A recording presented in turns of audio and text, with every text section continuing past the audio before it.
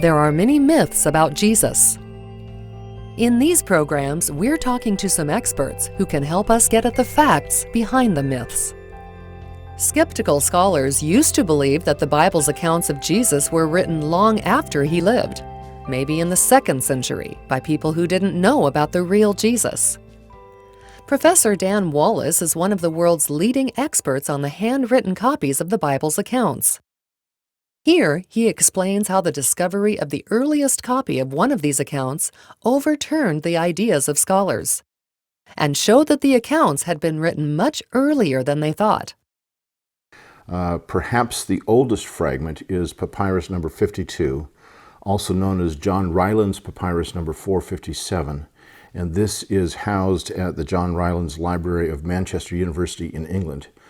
It was discovered in 1934 by C.H. Roberts, who was a man recently doctored, got his PhD in papyrology and in classics.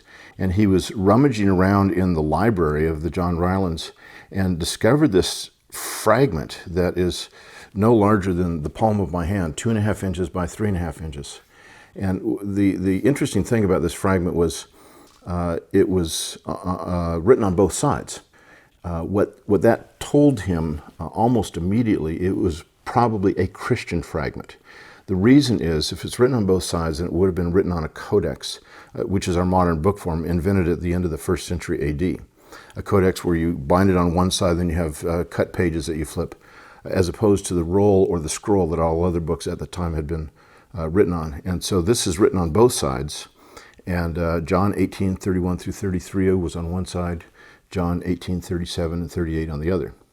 90 years earlier than when C.H. Roberts discovered this fragment, in 1844 in the journal The Tübinger Jahrbuch, F.C. Bauer of Tübingen University had argued that John's Gospel cannot be dated any earlier than AD 160, and most likely was to be dated about AD 170.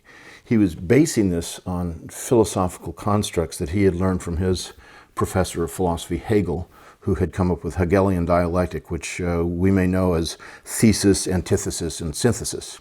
And so through a convoluted philosophical construct, Bauer argued John's Gospel can't be dated any earlier than 160 and probably 170.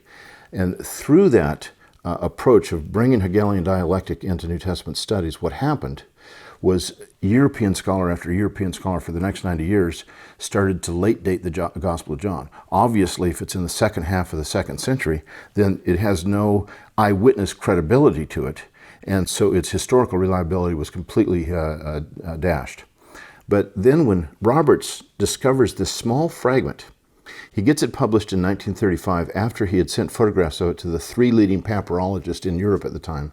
Each one of them wrote back to him and said, this manuscript cannot be dated any later than AD 150 and should be dated closer to AD 100.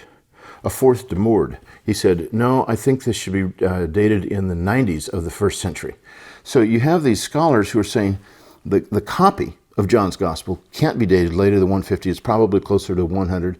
Typically, we date that at about 125 now, but really it's a date between 100 and 150. But here's the interesting thing.